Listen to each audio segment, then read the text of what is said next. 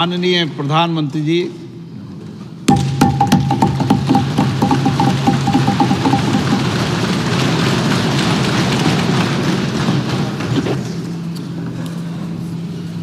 आदरणीय अध्यक्ष महोदय, ये सदन का सौभाग्य है कि आप दूसरी बार इस आसन पर विराजमान हो रहे हैं। आपको और इस पूरे सदन को मेरी तरफ से मैं बहुत बहुत बधाई देता हूं।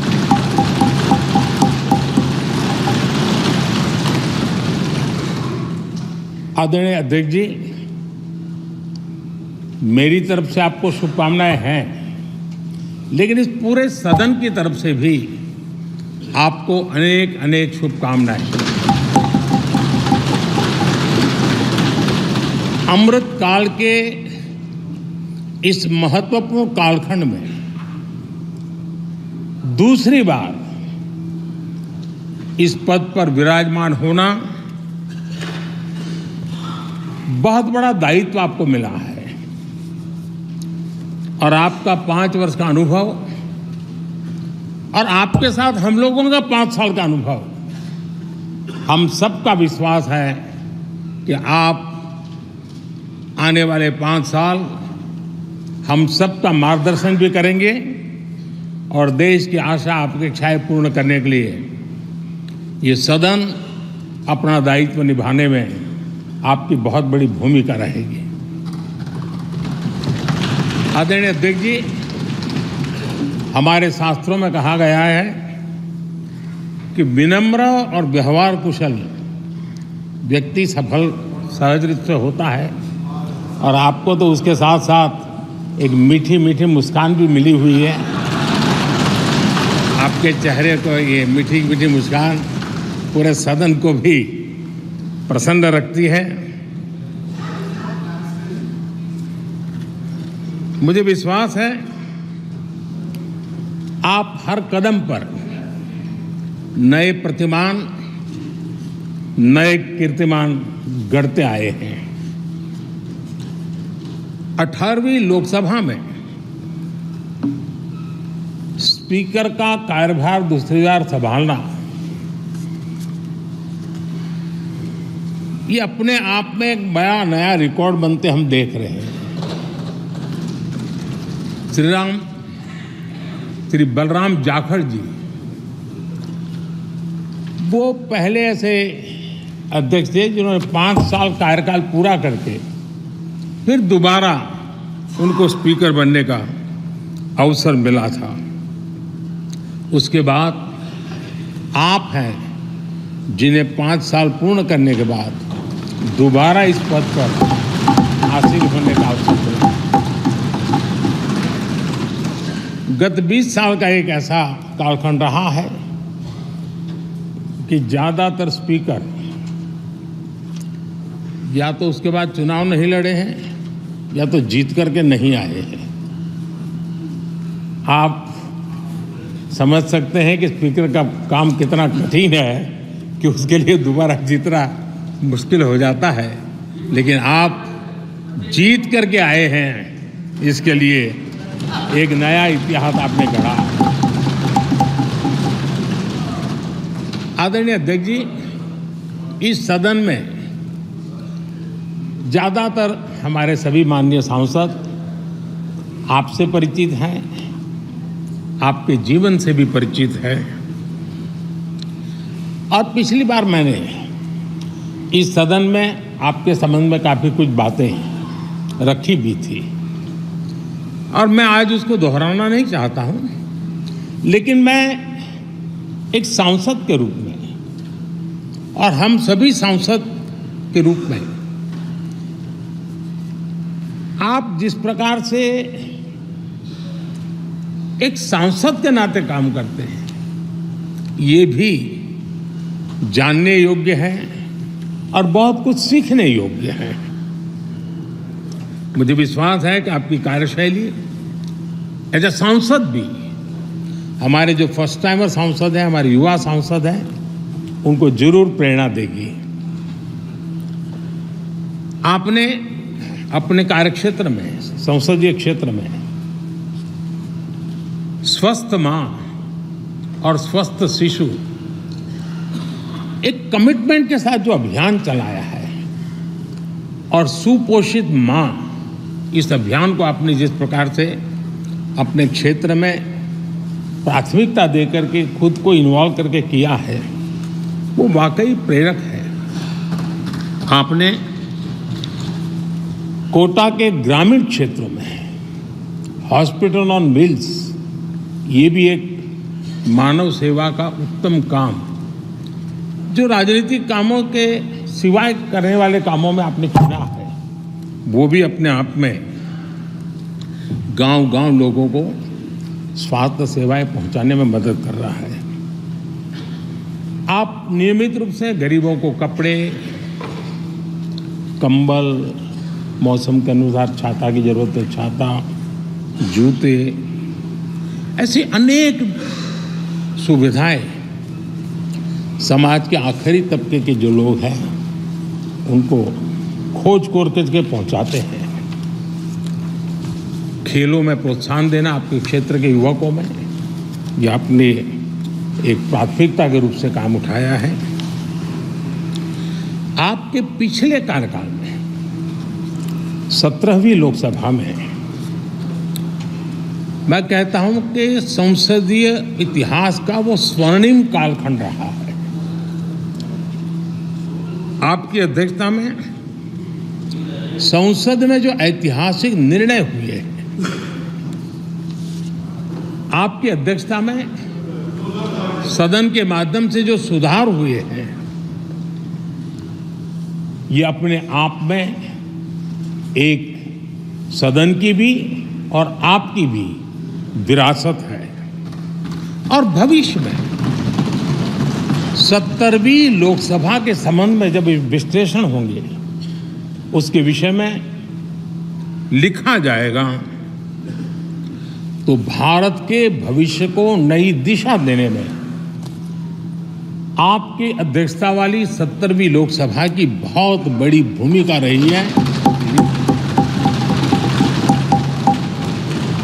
आदरणीय अध्यक्ष जी, 17वीं लोकसभा में नारी शक्ति वंदन अधिनियम 2023, जम्मू कश्मीर पुनर्गठन विधेयक, भारतीय न्याय संहिता, भारतीय साक्ष्य बिल, भारतीय नागरिक सुरक्षा संहिता, सामाजिक सुरक्षा संहिता, digital personal data protection bill, मुस्लिम महिला विवाह अधिकार संरक्षण विधेयक, transgender persons protection of rights bill, consumer protection bill, direct tax विवाद से विश्वास विधेयक, सामाजिक, आर्थिक और राष्ट्रीय महत्व के ऐसे कितने ही महत्वपूर्ण ऐतिहासिक कानून 17वीं लोकसभा में आपकी अध्यक्षता के अंदर इस सदन ने पारित किए हैं और देश के लिए एक मजबूत नींव बनाई है। जो कार्य आजादी के 70 साल में नहीं हुए, आपकी अध्यक्षता में इस सदन ने इसको करके दिखाया। आदरणीय अध्यक्ष जी, लोकतंत्र की लंबी यात्रा में कई पड़ाव आते हैं। कुछ अवसर ऐसे होते हैं जब हमें कीर्तिमान स्थापित करने का सौभाग्य मिलता है। 17वीं लोकसभा में उपलब्धियां, मुझे पूरा विश्वास है देश आज भी और भविष्य में उसका गौरव करेगा। आज देश अपनी आकांक्षाओं की पूर्ति के लिए भारत को आधुनिक बनाने की दिशा में जब हर तरह से प्रयास हो रहे हैं, मैं मानता हूं कि नया संसद भवन भी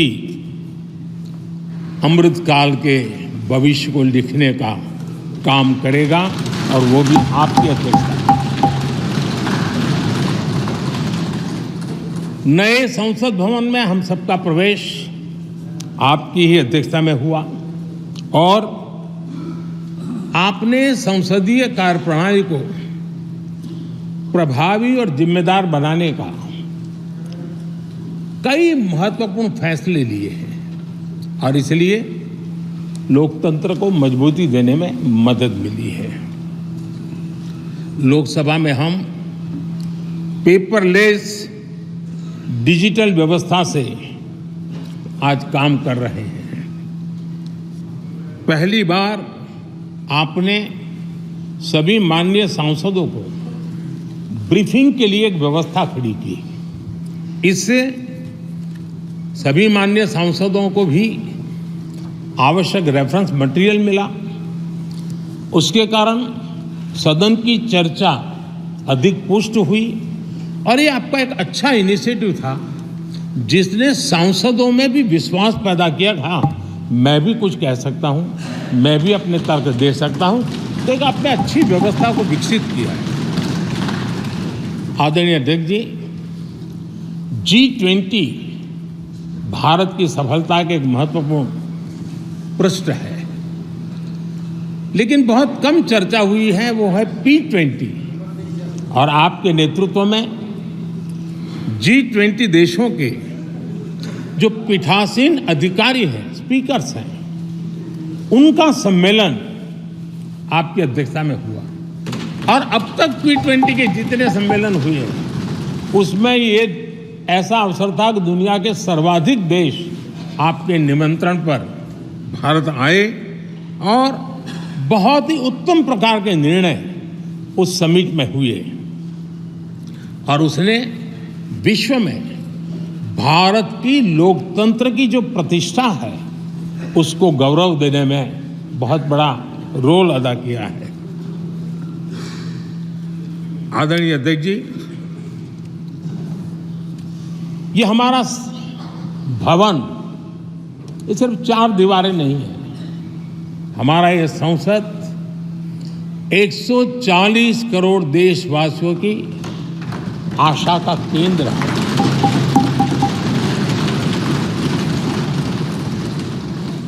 संसद की कार्यवाही, जवाबदेही और आचरण हमारे देशवासियों के मन में लोकतंत्र के प्रति जो उनकी निष्ठा है उसको और अधिक मजबूत बनाता है। आपके मार्गदर्शन में 17वीं लोकसभा उसकी प्रोडक्टिविटी 25 साल के हाईएस्ट लेवल पर 97% रही और इसके लिए सब माननीय सदस्य तो अभिनंदन के अधिकारी हैं, लेकिन आप विशेष अभिनंदन के अधिकारी हैं। कोरोना जैसे मुश्किल कालखंड में आपने हर सांसद से व्यक्तिगत फोन पर बात करके उनका हाल पूछा।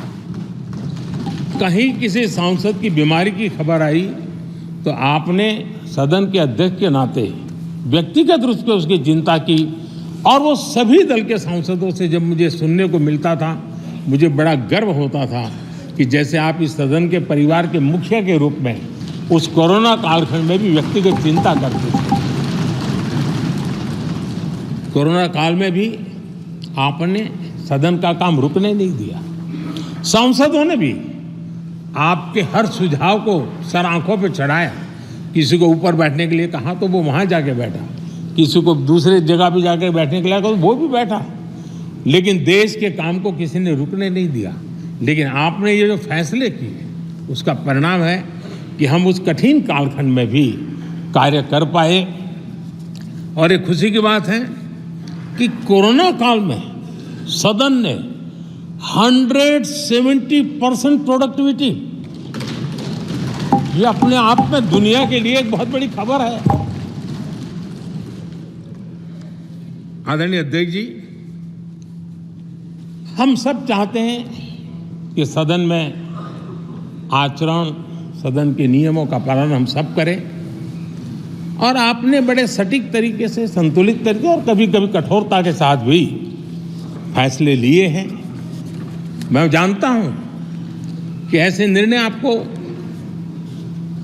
पीड़ा भी देते हैं, लेकिन सदन की गरिमा और व्यक्तिगत पीड़ा के में आपने सदन की गरिमा को पसंद किया और सदन की परंपरा को बनाने का प्रयास किया। ये साहसपूर्ण काम के लिए भी आदरणीय अध्यक्ष जी, आप अभिनंदन के अधिकारी हैं।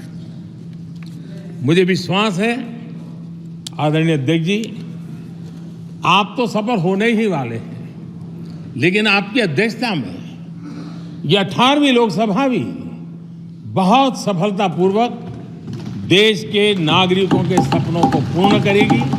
मैं फिर एक बार आपको इस महत्वपूर्ण दायित्व के लिए और देश को विकास की नई ऊंचाइयों पर ले जाने वाले इस सदन की अध्यक्षता के लिए हृदय से बहुत बहुत शुभकामनाएं देता हूं, बहुत बहुत बधाई देता हूं।